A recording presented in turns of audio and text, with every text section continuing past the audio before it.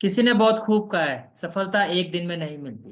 किसी ने बहुत खूब कहा है सफलता एक दिन में नहीं मिलती है, लेकिन मेहनत करने वालों को एक दिन मिलती जरूर है। नमस्कार दोस्तों, मेरा नाम सचिन है और आज मैं फिर आपके लिए एक नई कहानी लेके आया हूँ। आज जिस शख्स की मैं कहानी लेके आया हूँ, इस कहानी ने मुझे बहुत इंस्पायर किया है, मुझे बहुत मोटिवेट किया है और मैं उम्मीद करता हूँ ये कहानी आपको भी मोटिवेट करेगी। जिस शख्स की मैं बात कर रहा हूँ दोस्तों, वो किसी परिचय के मोहताज नहीं है। मैं बात कर रहा हूँ KFC के ऑनर कर्नल हार्लैंड सैंडर्स की।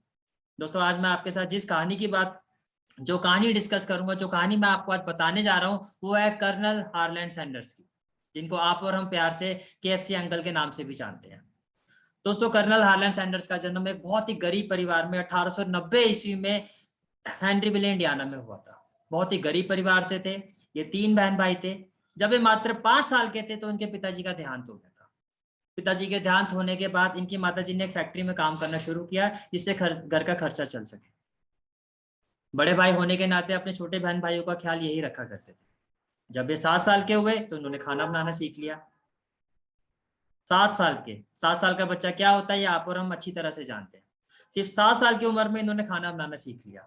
यही नहीं दोस्तों, ये फार्म में जाके काम भी करते थे, जिससे कुछ पैसे जुटा पाए। जब ये 12 वर्ष के थे तो इनकी माताजी ने दूसरी शादी कर ली। जो इनके स्टेप फादर थे वो इनको पसंद नहीं करते, तो इनको अपनी आंटी के साथ जाके रहना पड़ा। इसके बाद 16 साल की उम्र में इन्होंने कुछ ऐसा कर दिया जिसको लेके बाद में खुद बहुत शर्मिंदा हुए थे। ये अपनी उम्र छुपा के अमेरिकन आर्मी में भर्ती हो गए थे। जैसे आर्मी में इस बात का पता चला, 1 साल के बाद इनको निष्कासित कर दिया गया, इनको आर्मी से निकाल दिया गया। उसके बाद इन्होंने रेलवे ज्वाइन किया, रेलवे में काम करना शुरू किया। रेलवे में भी इनका कोई झगड़ा हो गया, कोई इश्यू क्रिएट हो गया, वहां से भी इनको निकाल दिया। फिर ये आगे अपनी माँ के साथ रहने लगे, इनकी शादी कर दी गई। लेकिन जिंदगी में वो संघर्ष अभी चल ही रहा था, बिकॉज जो ये पाना चाहते थे, जो ये अचीव करना चाहते थे, वो इनको अभी तक नहीं मिला था। तो दिन अच्छे आए, इन्होंने अपनी एक बोट मैन्युफैक्चरिंग कंपनी स्टार्ट की। अच्छा खासा प्रॉफिट भी हुआ, अच्छा खासा मुनाफा भी होना शुरू हुआ। जो भी पैसा है, जो भी मुनाफा हो, वो पैसा इन्होंने प्रोजेक्ट में लगा दिया, और वो प्रोजेक्ट था केमिकल लैम्प की मैन्युफैक्चरिंग। पर जैसे इनको पता चला एक बहुत बड़ी कंपनी केमिकल लैम्प की मैन्युफैक्चरिंग पर काम कर रही है, इन्होंने इस प्रोजेक्ट से अपना हाथ खींच लिया। बिकॉज ये जानते थे उस कंपनी के आगे ये नहीं टिक पाएंगे। तो जो भी पैसा इन्होंने बोट मैन्युफैक्चरिंग कंपनी से कमाया था, वो सारा इनका बर्बाद हो गया। फिर संघर्ष दोबारा शुरू हो गया। एक इंश्योरेंस एजेंट बने, कोई सफलता हासिल नहीं हुई। क्रेडिट कार्ड तक बेचना शुरू किया। मीन जो भी आप और हम सोच सकते हैं कि जहां से हम सफल हो सकते हैं, पैसा आ सकता है, वो सब इन्होंने किया। इंश्योरेंस एजेंट बने, वहां से सफल नहीं हुए। क्रेडिट कार्ड को बेचा, वहां से भी सफल नहीं हुए। लॉ की पढ़ाई की, लॉ की पढ़ाई करने के बाद लॉयर भी बने। लेकिन एक कोर्ट रूम में इनका बहुत बड़ा झगड़ा हुआ, इनको वो वकालत भी छोड़नी पड़ी। ये सब करते करते करते करते करते करते इनकी उम्र 40 साल की हो चुकी थी। जब ये 40 साल के हो चुके थे, इन्होंने पेट्रोल पंप में काम करना शुरू किया।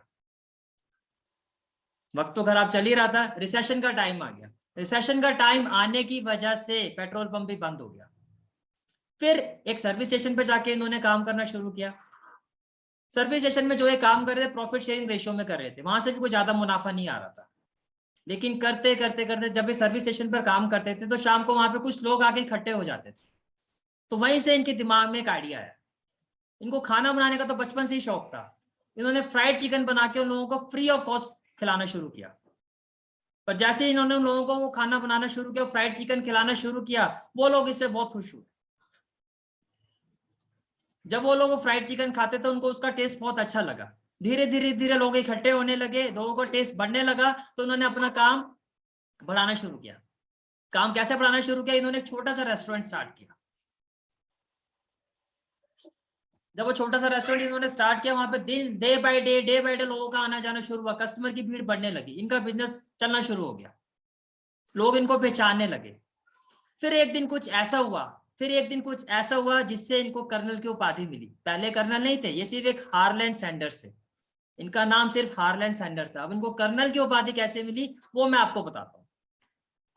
एक दिन अमेरिका के जो गवर्नर थे, वो वहां से गुजर रहे थे। कैंटकी जो जगह का नाम था, उसके जगह के जो गवर्नर थे, वो वहां से गुजर रहे थे। उनको बहुत भूख लगी, वो इनके रेस्टोरेंट पर आए और उन्होंने इनका फ्राइड चिकन टेस्ट किया। जैसे फ्राइड चिकन उन्होंने टेस्ट किया, उन्होंने इनको कर्नल की उपाधि दी। तो ऐसे हार्लैंड सैंडर्स को कर्नल की उपाधि मिली। फिर ये हार्लैंड सैंडर्स से कर्नल हार्लैंड सैंडर्स बन गए। उसके बाद दोस्तों फिर इनके रेस्टोरेंट में बहुत झगड़ा शुरू हुआ, बहुत बड़ा झगड़ा हुआ और इनको वो रेस्टोरेंट अपना बंद करना पड़ा। लेकिन हार्लैंड सैंडर्स कहाँ हार मानने वाले थे, इन्होंने एक नया रेस्टोरेंट स्टार्ट किया। वो रेस्टोरेंट भी इनका ज्यादा समय तक नहीं चला, उसमें आग लग गई, वो भी बंद करना पड़ा।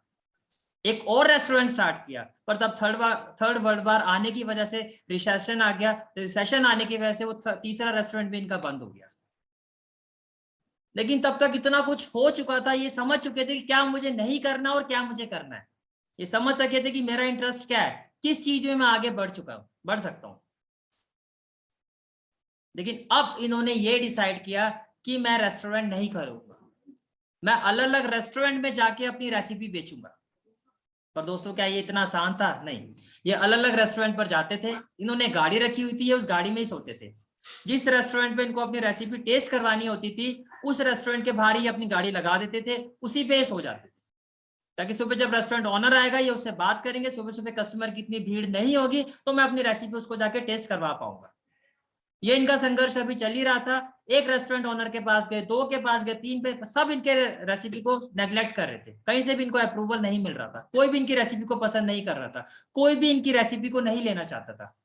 लेकिन हार्लैंड सैंडर्स हार मानने वालों में से कहाँ थे। इनका संघर्ष चलता रहा, ये बढ़ते गए बढ़ते गए बढ़ते गए, 1 2 3 4 5 6 7 8, ये इसी तरह से आगे बढ़ते जा रहे थे। करते करते करते करते 1009 रेस्टोरेंट में इनकी रेसिपी को रिजेक्ट किया गया। 1009 रेस्टोरेंट में जब इनकी रेसिपी रिजेक्ट हो गई और उसके बाद एक बहुत बड़े रेस्टोरेंट में गए तो इनकी रेसिपी को सिलेक्ट कर लिया गया। वहां से जब इनकी रेसिपी का अप्रूवल आया तो बाकी रेस्टोरेंट को भी पता चला कि भाई ऐसी कोई रेसिपी कर्नल हार्लैंड सैंडर्स ने दी है और बहुत ही अच्छी रेसिपी है, जिसमें चिकन की डिमांड जो है डे बाय डे बढ़ती जा रही है।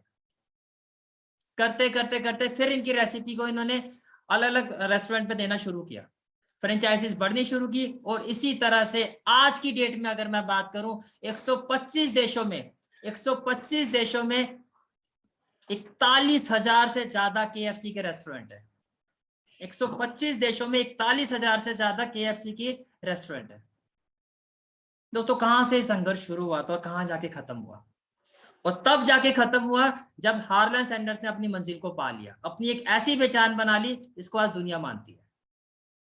दोस्तों क्या हम इस कहानी से सीख सकते हैं? इस कहानी से जो सबसे बड़ी सीख मिलती है वो ये कि अगर जिद हो, संयम हो, हौसला हो तो कोई आपको नहीं रोक सकता।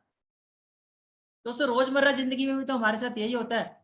हम अपने घर से कहीं जाते हैं, जब हम अपने घर की तरफ आ रहे होते हैं रास्तों में कई परेशानियों का सामना करना पड़ता है। घंटों पर हम ट्रैफिक जाम में बैठे रहते हैं, गाड़ी में बैठ के हमें वेट करना पड़ता है, कई बार तो 4 5 घंटे का जाम भी हमें मिलता है।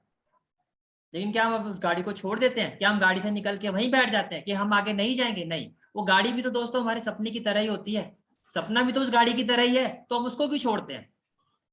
अपने सपने को, अपना एम्बिशन, अपना पर्पस बनाओ।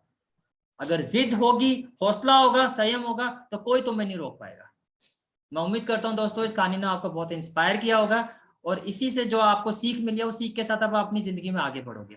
कभी जिंदगी में आप कभी हार नहीं मानोगे। अपनी जिद, हौसले और संयम से हम सभी अपने सपनों को पूरा एक दिन जरूर करेंगे। नमस्कार दोस्तों, मैं उम्मीद करता हूँ ये कहानी आपको पसंद आई होगी। अगर कहानी पसंद आई है तो मेरे चैनल को लाइक और सब्सक्राइब जरूर कर देना।